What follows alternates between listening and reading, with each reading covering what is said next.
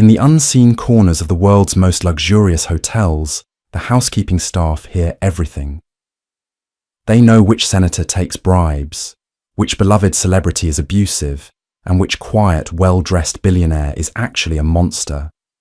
But the golden rule of the uniform is absolute silence.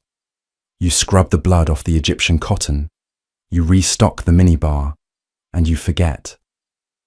Elara broke that rule. A fat, exhausted cleaner who was entirely invisible to the global elite. She made the fatal mistake of speaking up in a language she was never supposed to know, interrupting a man who could end her life with a single nod. This is what happens when the invisible woman catches the eye of a predator. The Baccarat Hotel in Midtown Manhattan was a monument to excess. Every surface was either reflective, gilded, or draped in imported velvet. For the guests who paid $15,000 a night for the Grand Salon penthouse, it was a playground. For Elara, it was a daily physical punishment. Elara was a heavy-set woman, her body soft and wide, taking up space in a world that demanded women be as thin and transparent as the crystal chandeliers hanging above them. Her thighs chafed under the cheap, stiff fabric of her housekeeping uniform, and her lower back constantly ached from leaning over expansive marble bathtubs. At 32, she had mastered the art of becoming part of the wallpaper. Rich people did not look at fat hotel maids. To them, she was merely an extension of the vacuum cleaner, a necessary appliance to keep their pristine worlds immaculate. It was a rainy Tuesday afternoon when Martha, her stern supervisor, shoved a master keycard into Elara's plump hand. Penthouse suite. The guest specifically requested a quick turnover of the dining area while he's in a meeting. Get in, wipe down the Baccarat crystal table, empty the ashtrays, and get out. Do not make eye contact. Do not speak. Elara nodded, her double chin tucking into the stiff collar of her uniform. She wheeled her cart into the private elevator, her breathing slightly heavy as the doors slid shut. When she swiped her card and pushed open the heavy oak doors of the penthouse, the air inside was thick with tension and the sharp, expensive scent of Tom Ford tobacco cologne. 3 men were in the sprawling living room. 2 were massive, built like linebackers, wearing tailored Brioni suits that failed to hide the distinct bulges of shoulder holsters.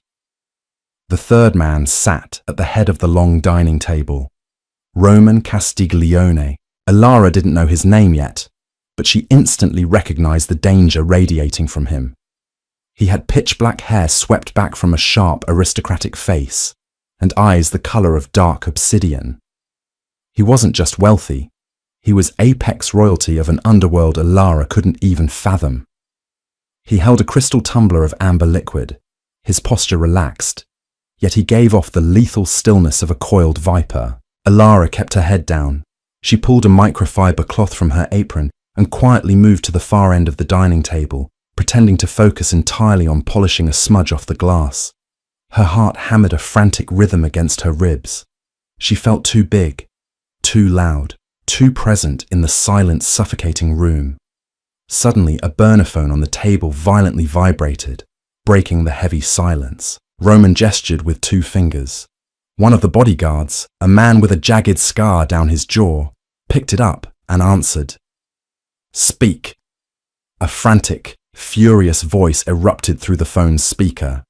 The man on the other end was screaming, his voice cracking with panic and rage, but the words were a harsh, guttural scramble. It wasn't English. It wasn't Italian, Russian, or Spanish. Boss, the bodyguard said, his face paling. It's Vanderberg's crew from Rotterdam, but I don't know what he's saying. He's losing his mind. Roman's jaw tightened, a dangerous muscle ticking in his cheek. Put him on speaker, now. The bodyguard fumbled, pressing the button. The voice filled the luxurious penthouse, screaming over the sound of what sounded like distant sirens and gunfire. De goederen zijn weg. Ze hebben de haven overvallen. Als je me het geld niet stuurt, verbrand ik alles wat van jou is. Roman stood up, the chair scraping loudly against the hardwood floor. English, you son of a bitch. Speak English, he roared, slamming his fist onto the table so hard the baccarat crystal rattled. The voice on the phone didn't switch to English. Instead, the man laughed, a manic, desperate sound, and spat out another rapid-fire sentence. Je broer is de volgende, we weten waar hij is. Roman looked at his men. Get the translator on the line, now. He's not answering, boss, the other guard stammered, frantically tapping his own screen. He's off the grid. Elara stood frozen at the end of the table. Her knuckles were white around her cleaning cloth. Her chest heaved. She knew exactly what the voice was saying. Her late mother had been an immigrant from The Hague, and Elara had spent the first 10 years of her life in the Netherlands. Dutch wasn't just a language to her, it was the mother tongue she spoke in her own head when she was stressed. She tried to shrink back, to disappear, but her heavy work shoe squeaked loudly against the polished floor. Roman's head snapped toward her. His dark eyes locked onto her trembling form. For a terrifying second, he looked at her not as a maid, but as an intruder who had witnessed too much. "Get her out!" Roman growled, dismissing her existence entirely. The man on the phone started counting down. 10, 9, 8. Before Elara could stop herself, before her survival instinct could clamp her mouth shut, her voice rang out across the room. "He's counting," Elara blurted out, her voice surprisingly steady despite her shaking hands.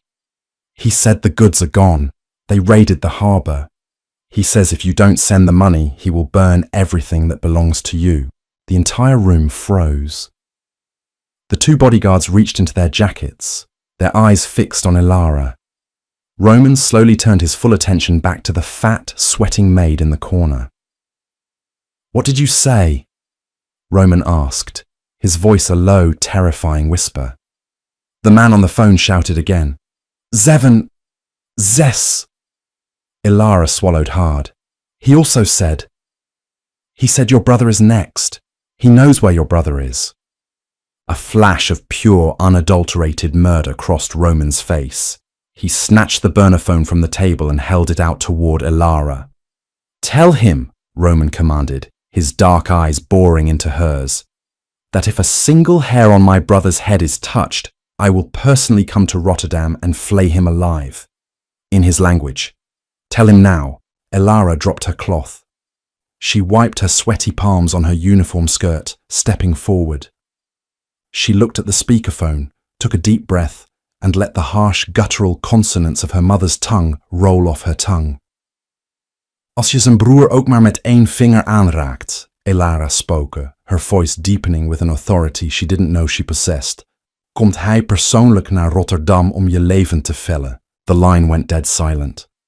Only the heavy breathing of the man in Rotterdam echoed through the speaker. Then a quiet click. He had hung up. Elara stood there, her chest rising and falling heavily. She looked up and found Roman Castiglione staring at her. He didn't look past her bulk. He didn't look at her with the usual mixture of pity and disgust she was so accustomed to from the wealthy men in this hotel. He looked at her with a piercing, analytical intensity that made the hair on the back of her neck stand up. "What is your name?" Roman asked softly. "Elara," she whispered. "Leave us, Elara." She didn't need to be told twice. She grabbed her cart and practically fled the penthouse, her heart pounding a frantic rhythm in her ears. She was certain she was a dead woman. That night, Elara sat in her cramped, roach-infested apartment in Astoria, Queens, staring at her peeling linoleum floor. She had eaten half a gallon of cheap vanilla ice cream, trying to soothe the raw, terrified knot in her stomach. She replayed the look in Roman Castiglione's eyes 100 times. Men like him didn't just let loose ends walk away. He was mob, cartel, or something equally lethal. The tailored suits and luxury suites were just expensive sheep's clothing for a very large, very bloody wolf. At 2 a.m., she packed a ratty duffel bag with her few belongings. She planned to catch a Greyhound bus to Ohio at dawn. She had a cousin there, she could disappear. But exhaustion claimed her, and she fell asleep fully clothed on her lumpy mattress. When she woke up, it was 7 a.m. She was late for her shift. Panic flared in her chest, but she quickly remembered she was probably fired anyway. She grabbed her duffel bag, threw her worn winter coat over her broad shoulders, and walked out of her apartment building onto the dingy Queen Street. She stopped dead in her tracks, parked illegally in front of her building, blocking a fire hydrant and gleaming aggressively in the morning sun, was a massive, pitch-black Cadillac Escalade with tinted windows. It looked like a spaceship that had landed in a junkyard. Leaning against the hood was the bodyguard from the penthouse, the one with the jagged scar on his jaw. He was wearing an immaculate charcoal suit and smoking a cigarette. As soon as Ilara stepped out, he dropped the cigarette and crushed it under his polished leather shoe. "Ilara," the man said. His voice was gravelly, lacking the refined edge of his boss. "Get in." Ilara hugged her duffel bag to her large chest. I don't want any trouble. I didn't see anything. I quit my job. I'm leaving." The man sighed, opening the heavy rear door of the SUV. "Mr. Castiglione isn't asking, sweetheart. You can get in the car, or I can put you in the trunk. But either way, you're coming to Tribeca. I strongly suggest the back seat. It has heated leather." Ilara looked up and down the street. A woman walking her dog quickly crossed to the other side, purposely looking away. Nobody was going to help her.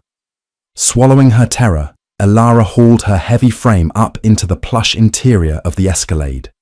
The doors locked with a heavy, final thud. The drive was agonizingly silent. Ilara sank into the luxurious leather, feeling entirely out of place. She looked down at her faded jeans, her scuffed sneakers, and the extra weight she carried around her middle. She was a walking target of insecurity, and now she was trapped in a billionaire's war wagon. 40 minutes later, the Escalade pulled into an underground parking garage of a sleek, ultra-modern glass skyscraper in Tribeca. She was escorted into a private elevator that bypassed the lobby entirely, rocketing straight to the top floor. The doors opened into a sprawling 2-story loft. The walls were made of glass, offering a dizzying panoramic view of the Hudson River.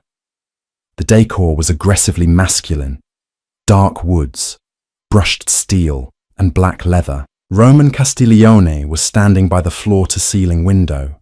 He wore dark trousers and a crisp white dress shirt with the sleeves rolled up to his forearms, revealing intricate dark tattoos winding up his skin. He held a heavy crystal tumbler, the amber liquid inside, catching the morning light. "Sit, Ilara," Roman said, not turning around. Ilara hesitated, then walked over to an oversized, low-slung black leather sofa. She lowered herself onto it carefully, painfully aware of how much space she took up. She placed her duffel bag on her lap like a shield. Roman finally turned. He walked slowly toward her, his eyes dragging over her figure. It wasn't a look of dismissal. It was an appraisal, a cold, calculated reading of her worth. "I looked into you," Roman said, stopping just a few feet away. The scent of Tom Ford and expensive Macallan whiskey washed over her. "Ilara Vance, 32, unmarried, no children. Your mother was born in Amsterdam, died when you were 14. You have $94 in your checking account, and you were about to board a bus to Columbus, Ohio." Ilara's breath hitched. "Please, I won't say a word to anyone." Roman ignored her plea. He sat down in an armchair opposite her, leaning forward, resting his elbows on his knees. The man on the phone yesterday was Peter van der Berg. He is a very prominent, very violent distributor in Europe. He hijacked a shipment of mine worth $40 million, and he has taken my younger brother hostage. I don't want to know this," Ilara stammered, shrinking back into the couch. "Why are you telling me this?" "Because," Roman said softly, his dark eyes locking onto hers. "My usual Dutch liaison was found in the East River early this morning with a bullet in his skull. Peter killed him to cut off my communication. He knows I don't speak the language. He knows my men don't. Roman took a slow sip of his whiskey. Peter thinks he has me deaf and blind. He doesn't know about the fat little maid hiding in the corner of my hotel room. The word fat hung in the air. Ilara flinched. She was used to insults, but hearing it from him felt like a physical blow. She looked down at her hands. You have billions of dollars. Hire a professional translator. I can't trust a stranger from an agency, Roman snapped, his voice dropping to a dangerous octave. This is an internal war. If I bring in an outsider, it leaks. But you are a ghost. Nobody looks at you. Nobody notices you. Peter will not suspect I have someone in my pocket. Roman stood up and closed the distance between them. He leaned over her, placing his hands on the back of the sofa, trapping her between his arms. The heat radiating off him was immense. I am offering you a job, Ilara. Ilara's heart pounded so hard she feared Roman could see it vibrating through her cheap coat. She stared at the expensive fabric of his shirt, too terrified to look up into his face. A job, she croaked. I clean toilets, Mr. Castiglione. I make beds. You speak fluent, unaccented Dutch, and you have the nerve to shout at a mob boss when my own men freeze. Roman corrected, his deep voice vibrating in the quiet room. You don't clean anymore. He reached out. Ilara stiffened, expecting a blow, but his large, calloused hand gently grasped her chin. He tilted her face up until she was forced to meet his obsidian eyes. Here is the deal, Roman said softly, his thumb brushing lightly against her jawline. The unexpected gentleness of the touch was more terrifying than a threat. You move in here. Today. You will shadow me 24 hours a day until I get my brother back and Vanderberg is a corpse. You will listen to every intercepted call, read every encrypted email, and translate every word. And if I say no? Ilara whispered, tears of pure terror welling in her eyes. Roman's thumb stopped moving. You saw my face. You heard my business. If you say no, my men take you back downstairs, and you take a very long, very permanent swim in the Hudson alongside my former translator. But if you say yes, I will pay you $1 million in cash when this is over. Ilara gasped. $1 million. It was a mythical sum. It was enough to buy a house, a business, a life where she never had to scrub another stranger's filth again. Why me? Ilara asked, a tear finally escaping and tracking down her plump cheek. You could force anyone. Because you didn't panic, Roman said, his gaze dropping to her lips for a fraction of a second before meeting her eyes again. Because you understood the leverage. And because... He paused, his eyes sweeping over her wide frame, lingering on the soft curves hidden beneath her ugly coat. You are not like the plastic, fragile women in my world. You have substance. You know how to survive. He released her chin and stood up, stepping back to give her air. Leo will show you to your room, Roman commanded, his tone returning to cold, businesslike detachment. Throw that garbage bag of clothes away. A tailor is arriving in an hour to fit you for a new wardrobe. If you're going to stand beside me, you will look the part. We have a call with Amsterdam at noon. Ilara sat frozen on the couch as Roman turned and walked toward a massive oak desk at the far end of the loft. She had walked into the Baccarat Hotel yesterday as a nobody. Today, she was a hostage, an employee, $1 million pawn in an international mafia war.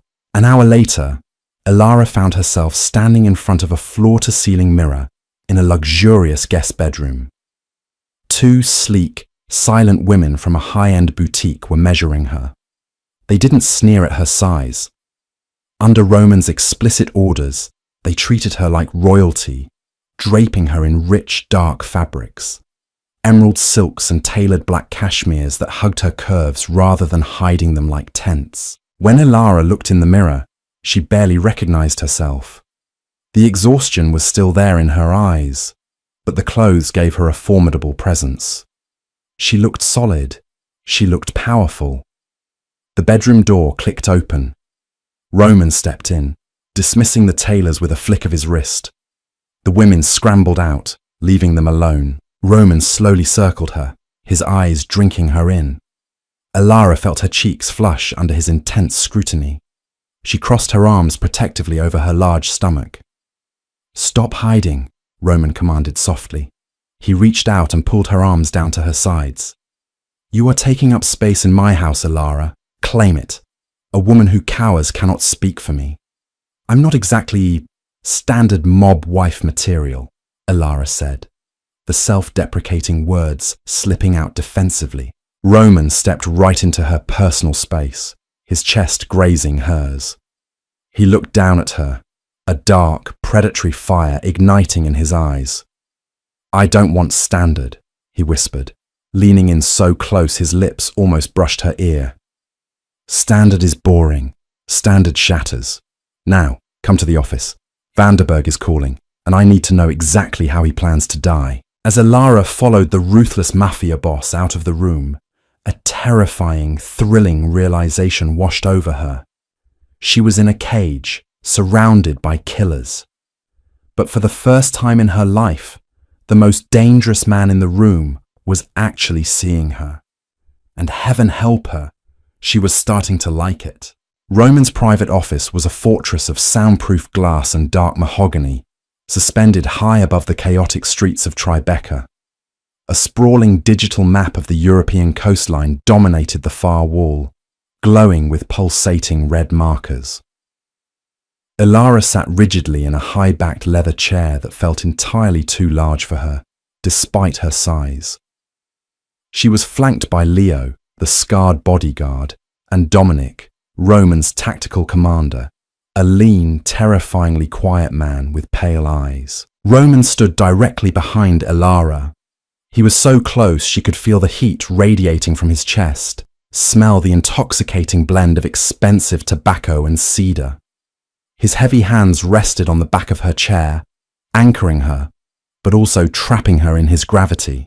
On the desk, a state-of-the-art encrypted satellite console hummed to life.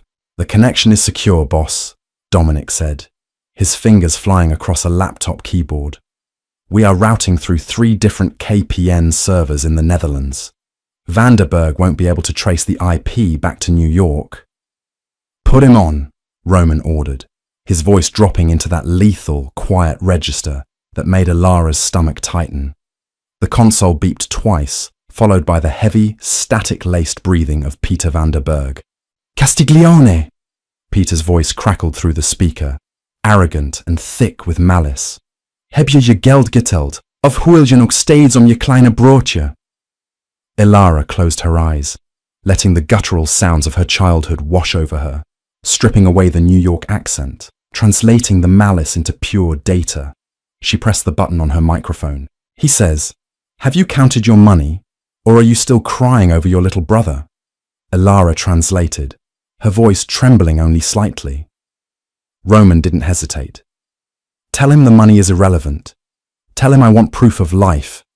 I want to hear Matteo's voice, or the negotiations end right now, and I unleash the Albanians on his supply lines." Alara took a deep breath and leaned into the microphone. "Het geld doet er niet toe. Hij wil een teken van leven. Laat Matteo spreken, of de onderhandelingen stoppen nu en hij stuurt de Albanese op je aanvoerlijnen af." A harsh, barking laugh echoed from Rotterdam. "De Albanese? Je bent wanhopig, Roman. Maar goed, een klein cadeautje."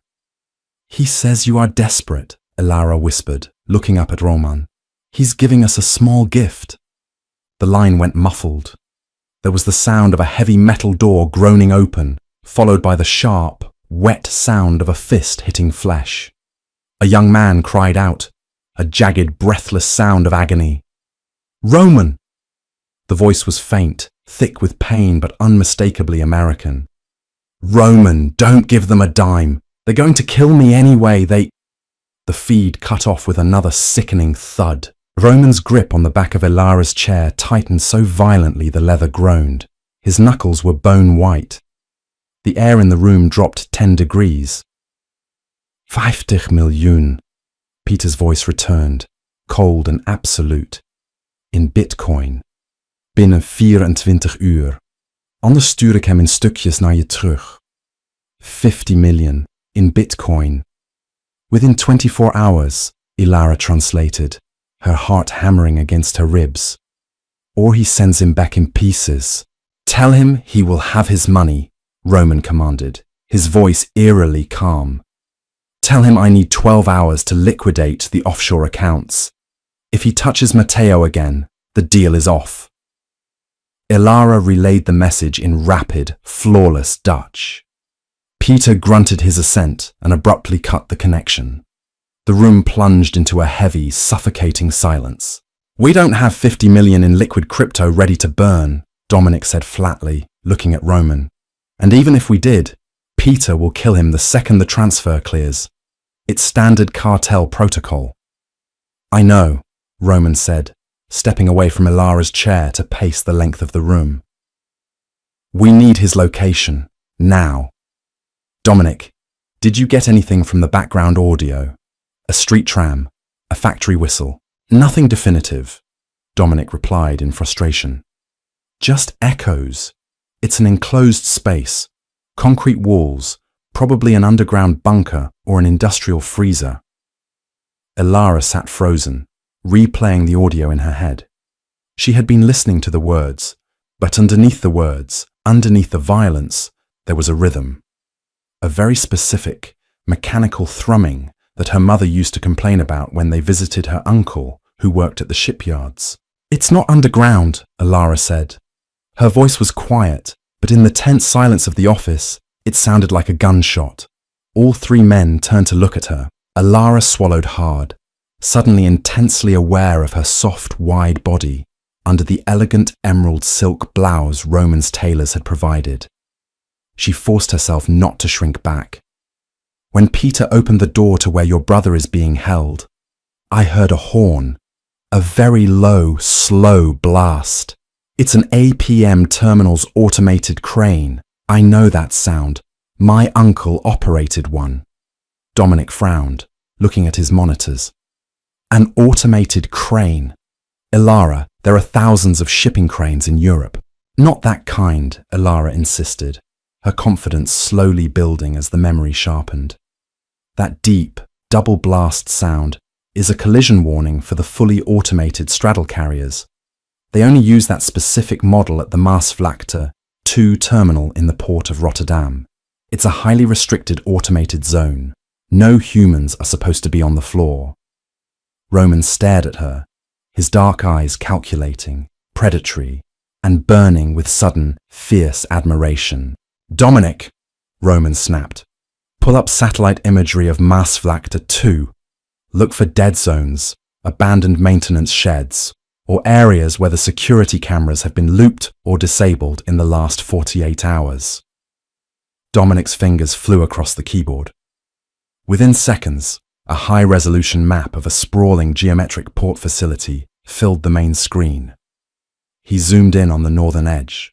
Got it, Dominic murmured, a savage smile touching his lips. Maintenance Sector 4. The thermal imaging is showing an unusually high heat signature for an abandoned sector, and the CCTV feeds are on a perfect 4-hour loop. It's a blind spot. That's it, Roman said softly. He looked down at Ilara, the tension in his shoulders releasing just a fraction. He didn't thank her. Men like Roman Castiglione didn't say thank you. Instead, he stepped toward her, reached out, and brushed a stray lock of hair behind her ear. His touch was electric, sending a jolt of fire straight down her spine. You just saved my brother's life, Ilara, he murmured, his thumb lingering on the pulse point of her neck, feeling her heart racing. Get some rest. Tonight, you are coming with me to the Pierre Hotel. We have a public appearance to make. Ilara's eyes widened. A public appearance? Me? I can't go to a high society gala. Look at me, Roman. I don't fit in those worlds. Roman's hand dropped to her waist. his grip firm, pulling her slightly forward in the chair so she was forced to look up into his face. "You fit exactly where I put you," he said, his voice a dark, possessive rumble. "And tonight, I am putting you on my arm. Let them look. Let them see the woman who holds my enemies' lives in her throat." The grand ballroom of the Pierre Hotel was a glittering sea of diamonds, tailored tuxedos, and women who looked like they subsisted entirely on champagne and sheer willpower. It was a charity gala for pediatric oncology, a perfect, sanitized cover for the city's elite to drink together, launder their reputations, and strike backroom deals.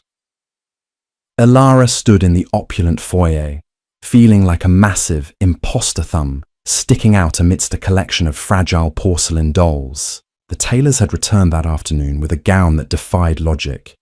It was black velvet, cut with architectural precision.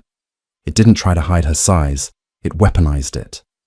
The gown featured a plunging sweetheart neckline that pushed her heavy breasts up into a creamy, scandalous display, while the structured bodice pulled her waist in tight, allowing the velvet skirt to flare dramatically over her wide hips. She wore no necklace. Roman had insisted her bare throat was enough, but heavy diamond chandelier earrings brushed her collarbones. She looked terrifyingly beautiful. She looked like a mob boss's queen, but inside she was still the sweaty maid from Queens, who was terrified of taking up too much space. "Breathe, Elara," Roman whispered, stepping up behind her. He was devastating in a bespoke midnight blue tuxedo. The tailored lines accentuated his broad shoulders and narrow waist, making him look like a dark god who had descended merely to judge the mortals in the room. He slipped his large hand around the curve of her waist, pulling her flush against his side. The heat of his body seeped through the thick velvet of her gown. "Everyone is staring," Elara murmured, her anxiety spiking as a group of rail-thin socialites in the corner openly pointed and whispered behind their champagne flutes. "They know I don't belong here. They're laughing at my size." Roman's jaw tightened. His hand slid from her waist, trailing up her spine until his fingers tangled in the hair at the nape of her neck. He pulled her head back slightly, forcing her to look him in the eye. "Listen to me very carefully," Roman said, his voice low and vibrating with a dangerous intensity. "Those women starve themselves to be invisible. They shrink so weak men won't feel threatened by them. You do not shrink. You are solid. You are a woman I can actually hold without breaking." Elara's breath hitched at the raw heat in his words. "When we walk in there," Roman continued, his eyes tracing the line of her lips, "you will keep your head high. You will let them look. And if anyone disrespects you with so much as a glance, you tell me, and I will ruin their entire bloodline before dessert is served. Do you understand?" Elara nodded, a strange, intoxicating fire blooming in her chest. For the first time in her life, her body wasn't a burden. It was a fortress that this terrifying man worshipped. "Good," Roman murmured. He offered his arm. "Now, let's go play the game." They descended the grand staircase into the ballroom. It was exactly as Elara feared and exactly as Roman predicted. The room seemed to pause. Eyes tracked them, some filled with curiosity, others with naked envy or contempt. But with Roman's hand resting possessively on the small of her back, Elara felt a shield of invincibility wrap around her. For 2 hours, Roman navigated the room like a shark through a coral reef. He introduced Elara simply as "my associate," but his body language screamed possession. He never let her stand more than a foot away. He kept her wineglass full. He dismissed billionaires when they bored her. It was intoxicating, but the illusion shattered precisely at 10:30 p.m. Elara had stepped away to use the powder room, needing a moment of quiet away from the sensory overload. As she washed her hands at the marble sink, the heavy oak door clicked shut behind her, the lock sliding home with a sharp clack. Elara looked up into the mirror. Standing behind her was a man she didn't recognize. He was tall, blonde, wearing a tuxedo that didn't quite fit his broad, muscular frame. But it was his eyes that gave him away. They were flat, dead, and entirely devoid of the wealthy boredom that permeated the gala. "Mevrouw Vance," the man said softly, his heavy Dutch accent cutting through the quiet room. Ilara froze, the water running over her hands. "Mrs. Vance." He knew her real name. "You have a very lovely voice on the phone," the assassin continued, slipping a suppressed pistol from inside his tuxedo jacket. "Peter sends his regards." He figured Roman had found a new pet to translate for him. He just didn't expect the pet to be so large. The man raised the gun, aiming it squarely at Ilara's back. In her days as a maid, Ilara had learned how to clean up blood, but she had also learned the exact weight and density of high-end hotel fixtures. She didn't scream. She didn't beg. Operating on pure, adrenaline-fueled instinct, Ilara grabbed the heavy, solid brass soap dispenser resting on the marble counter. With a primal roar that tore from her throat, she spun around and hurled the brass cylinder with all her immense, terrifying strength. The solid brass struck the assassin squarely in the bridge of his nose with a sickening crunch. The man stumbled backward, crying out in shock and pain, his gun firing blindly into the ceiling.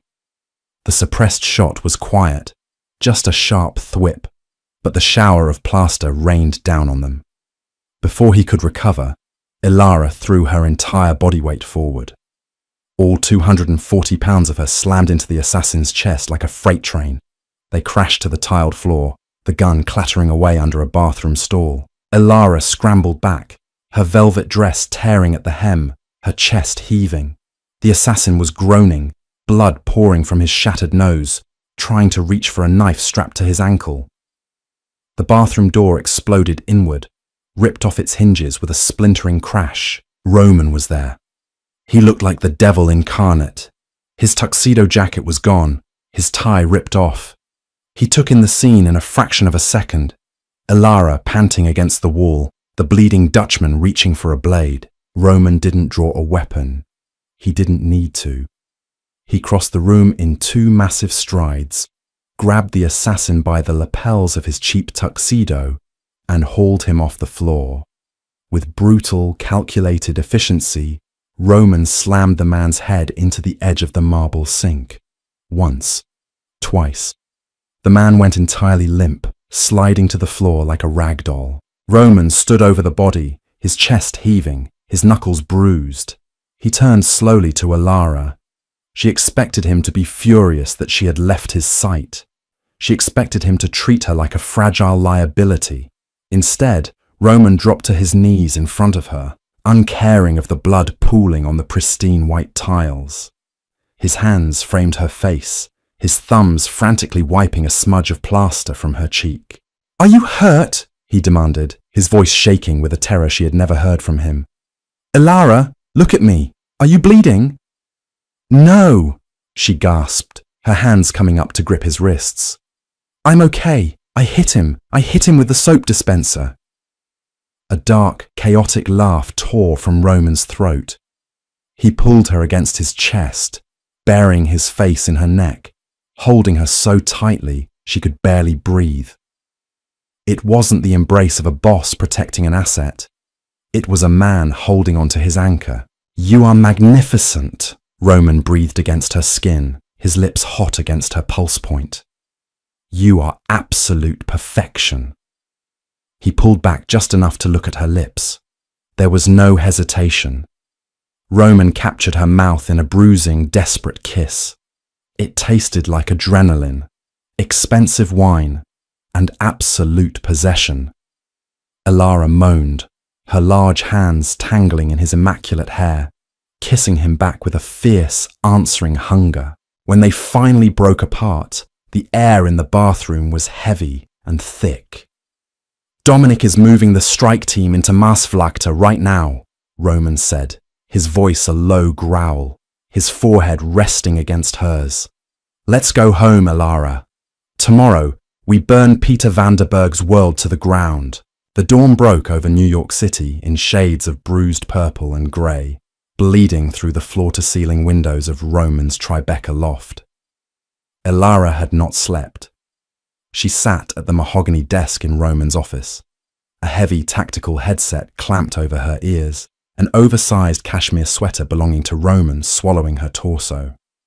The scent of his cologne on the wool grounded her as the chaos of war erupted through the comms. Thousands of miles away, in the cold, rain-slicked industrial graveyard of the Maasvlakte 2 port, Dominic and a team of 12 heavily armed operatives were breaching Maintenance Sector 4. Roman paced behind her like a caged panther. He held a cup of black coffee he hadn't touched. The intimacy they had shared in the aftermath of the gala hung in the air between them. A silent, burning promise that would have to wait until his brother was safe. "Breach in 3, Dominic's voice crackled through the earpiece, cold and professional. 2, 1, explosives set. A muted, distant thump echoed through the line, followed immediately by the staccato rhythm of automatic gunfire. "We have resistance," Dominic shouted over the noise. 6 hostiles, engaging." Elara typed furiously on the laptop, monitoring the intercepted radio frequencies of the Dutch cartel. She translated the panic in real time. "Roman, Peter's men are screaming for backup. They didn't expect a frontal assault. They thought the assassin at the Pierre had taken you out." "Keep listening, Elara," Roman ordered, leaning over her shoulder, his hand resting warmly on the back of her neck. "Where is Matteo?" "Moving to the lower levels," Dominic reported. "Hostiles neutralized. We are at the door to the holding cell. Breaching."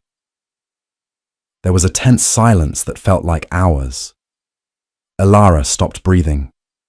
Roman's hand gripped her neck tighter. "Target secured," Dominic's voice finally came through, breathless but triumphant. "I repeat, Matteo is secure. He's battered, boss, but he's alive. He's walking." Roman let out a long, shuddering breath, the tension leaving his massive frame in a rush. "Get him to the extraction point. Burn the facility. Leave nothing. Copy that, boss. Moving to extra."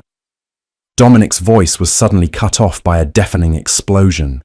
The audio feed shrieked with static, forcing Elara to rip the headset away from her ear with a cry of pain. "Dominic!" Roman roared, grabbing the microphone. "Dominic! Report!" Only the sound of burning debris and distant sirens echoed through the speakers. Then a new voice cut into the frequency. It wasn't Dominic. It was Pieter van der Berg.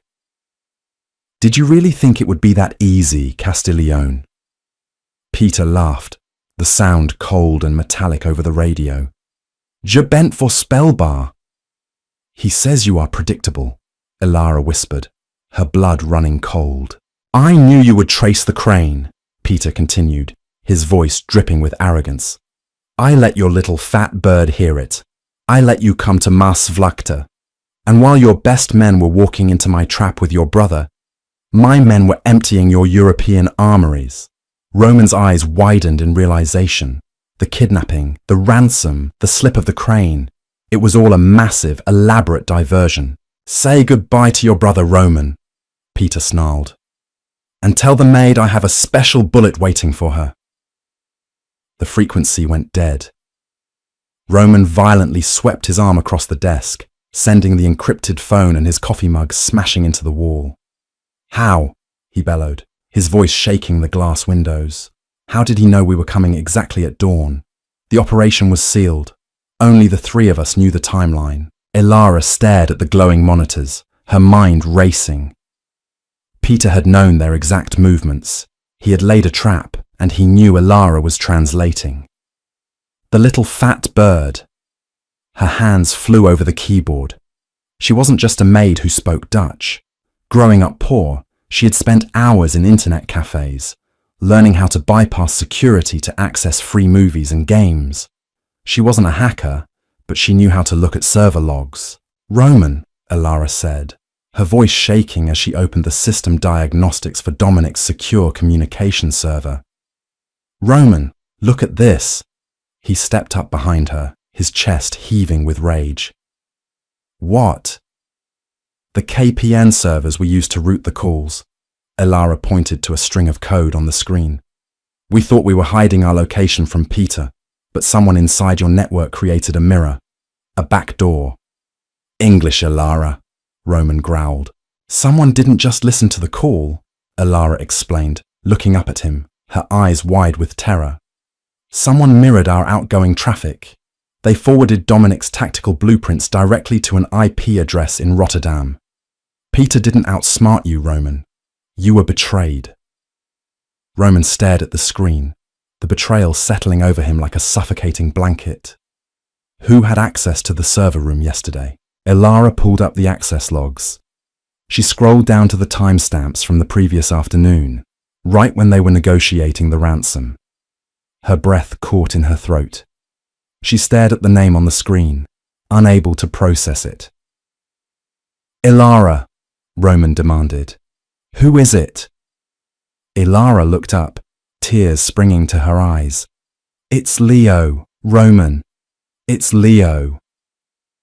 The heavy oak doors to the office swung open. Standing in the doorway was Leo, the scarred bodyguard who had forced Elara into the Escalade just a few days ago. His tailored suit was immaculate, but the suppressed pistol in his hand was pointed directly at Elara's chest. I'm sorry, boss, Leo said, his gravelly voice entirely devoid of remorse. But the Dutch pay much better in crypto. And unfortunately, the maid knows too much. Before Roman could move, Leo pulled the trigger. The suppressed gunshot was not a cinematic roar. It was a sharp, mechanical thwip that barely registered above the hum of the city outside. But Roman Castiglione did not need to hear the shot to react. He had lived his entire life in the shadow of violence. The moment Leo's shoulder dipped, Roman threw his massive frame across the desk. He didn't reach for his own weapon. He reached for Elara. His body slammed into hers with the force of a wrecking ball, knocking her out of the heavy leather chair, just as the bullet shattered the high-resolution monitor right where her head had been a fraction of a second before. They crashed hard to the hardwood floor, Roman's dead weight pressing Elara into the expensive rug. A heavy grunt tore from Roman's throat. Above them, Leo cursed. He adjusted his aim, pointing the barrel down at the tangled bodies. Nothing personal, boss. Before Leo could pull the trigger a second time, Roman twisted on the floor, his hand shooting out to grasp the heavy, solid brass base of a luxury globe that rested on the floor beside the desk. With a primal roar, Roman hurled the brass sphere upward. It caught Leo squarely in the kneecap. The bone snapped with a sickening crack, and the scarred bodyguard collapsed with a shriek of agony, his pistol discharging blindly into the ceiling. Roman was up in an instant. He moved with a terrifying liquid speed. He kicked the gun out of Leo's trembling hand, grabbed the man by his immaculate silk tie, and hauled him halfway off the floor. Dutch crypto, Roman whispered, his voice a demonic rasp. Let's see if Peter can wire it to hell. Roman slammed his fist into Leo's throat. The cartel traitor gagged, his eyes rolling back as his windpipe crushed under the sheer, unforgiving force of the Mafia Boss's blow. Leo convulsed once, twice, and went entirely still, dropping heavily to the blood-spattered floor. Elara scrambled backward, her breathing ragged, her back hitting the mahogany desk. She looked at the dead man, then at Roman. The terrifying god of the New York underworld was swaying on his feet. Roman! Elara gasped, her eyes locking onto the spreading dark stain on the left side of his crisp white shirt, just below his collarbone. You're hit. Roman looked down at his own chest with mild annoyance, as if a bird had soiled his suit. Through and through. It missed the artery. He took a step toward her, stumbled, and caught himself heavily against the desk. We have to move. If Leo is compromised, the building's security is compromised. Peter's hit squad will be in the elevators right now. Elara didn't freeze. The panicked maid who had scrubbed toilets at the Baccarat Hotel was gone. burned away by the adrenaline and the raw reality of survival. She pushed herself up, her large, solid body moving with unexpected agility. "Lean on me," she ordered, stepping beneath his good arm and wrapping her thick, sturdy arm around his waist. Roman hesitated for a fraction of a second, entirely unaccustomed to relying on anyone, let alone a woman. But as he looked down at Ilara, her jaw set, her dark eyes flashing with a fierce, protective fire, he let out a ragged breath and transferred his weight to her. She took it effortlessly. Her body, the very thing she had been taught to hate her entire life, was exactly what he needed. She was strong. She was an anchor. "The private garage," Roman grunted, pointing toward a hidden door paneled into the bookshelf. "Service elevator." They moved as a single, staggering unit. Ilara practically carried him through the hidden passage, their harsh breathing echoing in the narrow, concrete-lined shaft. She hit the button for the sub-basement. "Where are we going?" Ilara asked, her voice tight as she pressed her hand against his bleeding shoulder, the hot, sticky blood soaking through her cashmere sweater. "Your network is compromised. We can't call your men. We don't know who else Peter bought." "Red Hook!" Roman ground out, his skin growing terrifyingly pale. "Brooklyn. I have a warehouse, analog locks, no cameras, no Wi-Fi, a ghost property. Just drive." When the elevator doors dinged open into the damp, echoing sub-basement, Ilara didn't go for the gleaming black Escalades or the sleek Ferraris. She knew better. Those had GPS. Those were targets. Instead, she dragged Roman toward a dusty, unassuming 2018 Chevy Tahoe parked near the maintenance lockers. The keys were in a magnetic lockbox on the wall. Ilara smashed the plastic box with a fire extinguisher, grabbed the keys, and shoved Roman into the passenger seat. As she peeled out of the underground garage, roaring up the ramp into the blinding morning light of Manhattan, two black Mercedes SUVs screeched to a halt in front of the building's main lobby. Heavily armed men poured out. Ilara kept her head down, merged into the chaotic New York traffic, and disappeared. The warehouse in Red Hook was a cavernous, rusting monument to a bygone industrial era, sitting on the edge of the freezing East River. Inside, it smelled of motor oil, salt, and old dust. It was completely off the grid. Ilara helped a semi-conscious Roman onto a sagging leather sofa in the dusty office at the back of the building. His breathing was shallow. "First aid kit," Roman rasped, his head falling back against the cushions. "Under the floorboards. Safe combination is 42 12 99. Ilara found the hidden safe, yanked out a heavy military-grade medical kit, and rushed back to his side. She had no medical training, but she had grown up in neighborhoods where you didn't call ambulances for gunshot wounds. You fixed it, or you died. She ripped open his blood-soaked shirt, exposing his heavily tattooed chest. The bullet had punched clean through his upper shoulder. It was ugly, but he was right. It had missed the vital veins. "This is going to hurt," Ilara said, her voice shaking as she opened a packet of quick-clock combat gauze. "Do it," he commanded, his jaw locked. Ilara packed the wound. Roman's massive body went entirely rigid, a guttural groan ripping through his gritted teeth. But he didn't pull away. He stared up at her face, watching the tears of focus stream down her plump cheeks.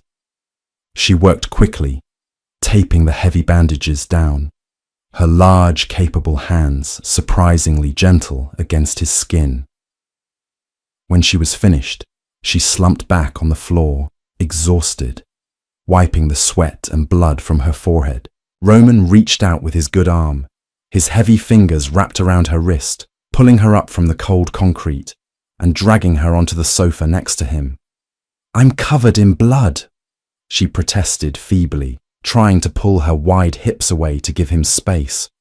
"I'm ruining your couch." "Stop," Roman murmured, his voice thick with exhaustion and something much darker, much deeper. He pulled her flush against his uninjured side, wrapping his arm around her waist. anchoring her against him. Stop apologizing for existing, Ilara. Stop trying to disappear. Ilara froze, her cheek resting against the steady thumping rhythm of his heart. Every woman I've ever known in this life, Roman said quietly, his thumb stroking the soft curve of her stomach beneath the ruined cashmere, was an investment, a political alliance, a fragile, polished diamond meant to look beautiful and say nothing. They would have left me to die on that floor. He shifted, turning his face to press his lips against her hair. You didn't run, he whispered. You picked up a weapon. You carried me. You saved my life. Again, I had nowhere to go. Ilara whispered back, her heart hammering against her ribs, terrifyingly vulnerable. You have here, Roman said, his voice a low, absolute vow. He tilted her chin up, forcing her to look into his dark, feverish eyes. You have me. I see you, Ilara. I see all of you. And I want all of it. He kissed her. It wasn't the frantic, adrenaline-fueled collision of the hotel bathroom. This was slow, deep, and devastatingly tender. It was a man worshipping at an altar he didn't know he had been searching for. His large hand mapped the wide curve of her hips, the soft roll of her waist, holding her with a fierce reverence that shattered decades of Ilara's self-hatred in a matter of seconds. For the first time in her 32 years, Ilara felt entirely, undeniably beautiful. Suddenly, a harsh, metallic ringing shattered the quiet of the warehouse. Roman stiffened. He pointed to a heavy black analog telephone mounted on the concrete wall, a secured, hard-wired line that couldn't be hacked or traced. Ilara scrambled up and pulled the receiver from the cradle. Hello? Ilara? A ragged, exhausted voice coughed on the other end. It's Dominic. Ilara gasped, covering her mouth. Dominic, you're alive. Roman, he's alive. Roman sat up, wincing, his eyes blazing with sudden lethal clarity. He gestured for her to put it on speaker. The blast took out half my team, boss, Dominic reported, his voice filled with static and pain. But I got Matteo out. We went dark. We're in a shipping container on a freighter heading for international waters. We are safe. Roman closed his eyes, a profound weight lifting from his shoulders. Good work, Dom. Where is Peter? He's coming to you, Dominic said, his tone turning grim. Peter thinks you're dead. He thinks Leo finished the job. He's flying into New York tonight to personally seize your territory and empty your physical vaults. He's landing at a private airstrip in Teterboro in 3 hours. He has 50 men with him. Roman looked at Ilara. The tender wounded man on the couch vanished, replaced instantly by the apex predator of the American Mafia. 50 men, Roman murmured. And I have no network, no armory, no soldiers. Ilara looked around the dusty, analog warehouse. Her eyes landed on an old rusted marine radio sitting on a workbench, then to the blueprints of the city's power grid pinned to the wall. Her mind, trained to see the invisible infrastructure of the world, began to race. You don't need an army, Roman, Ilara said, a dangerous, brilliant spark igniting in her eyes. She walked over to the workbench and picked up a heavy wrench, her posture straightening, her presence filling the room. Peter relies on digital supremacy. He thinks he owns the grid. But this city has a lot of blind spots if you know where the garbage goes.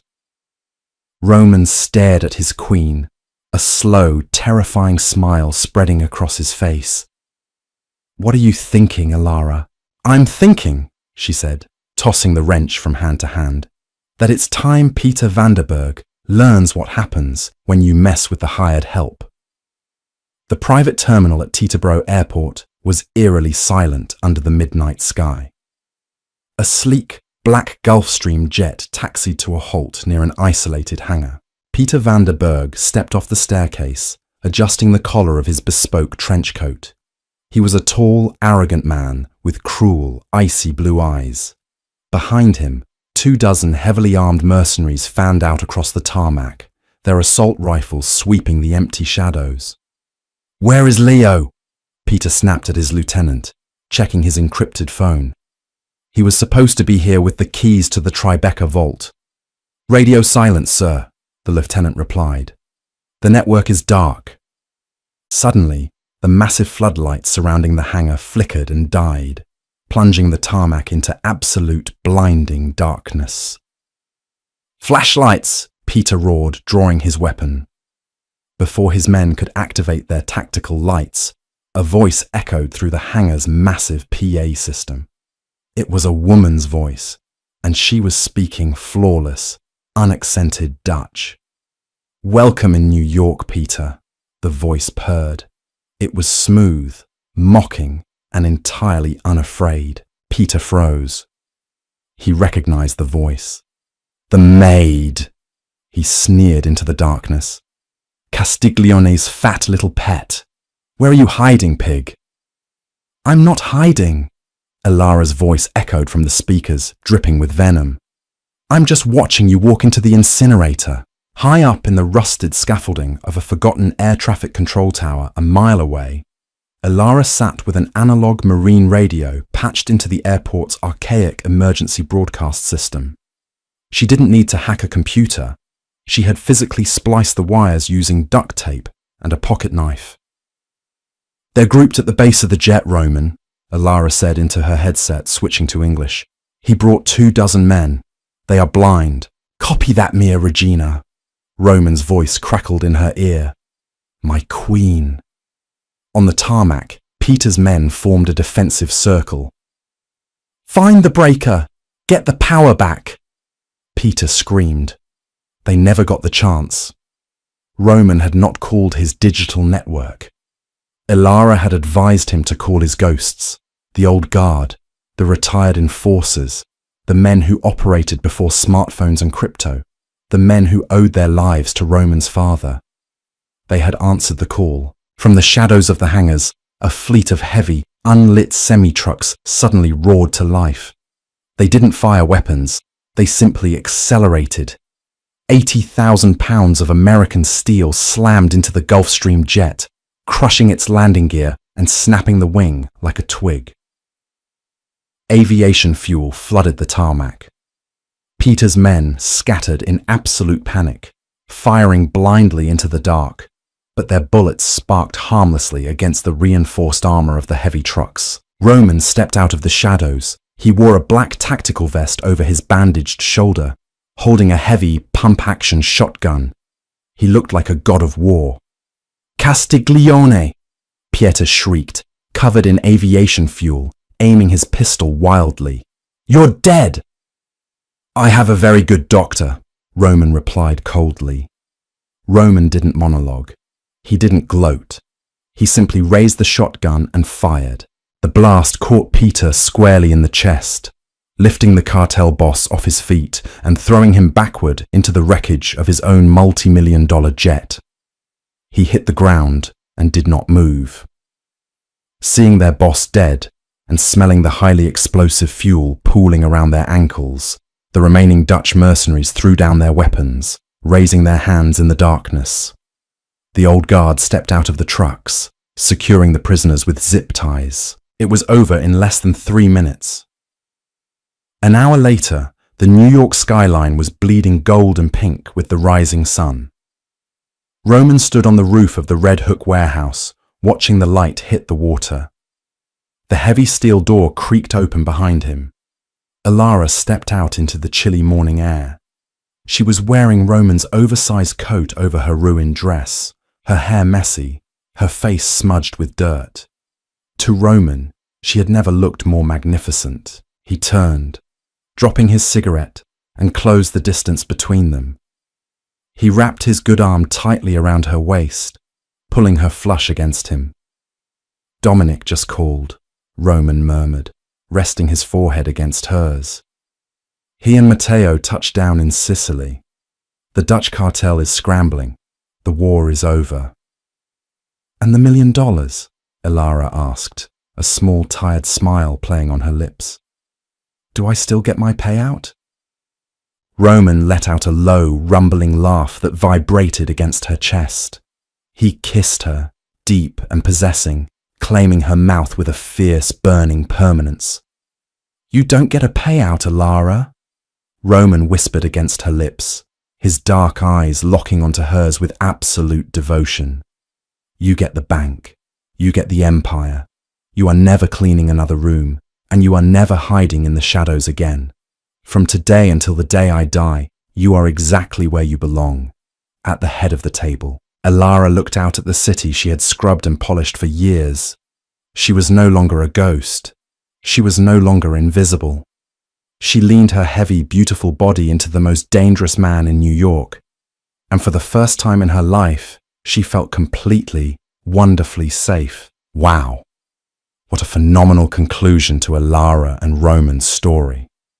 From an invisible hotel maid to the undisputed queen of the New York underworld, Ilara proved that true strength isn't about fitting into society's mold. It's about surviving, fighting back, and claiming your power. Roman learned that the most valuable asset he could ever possess wasn't money or territory, but a woman of absolute substance who would stand with him in the fire. If you love this intense, twist-filled dark romance and want to hear more stories about powerful women who defy the odds and the dangerous men who worship them, smash that like button. Share this story with your friends who love mafia drama and subscribe to the channel so you never miss a new upload. What was your favorite moment in Ilara's journey? Let me know in the comments below.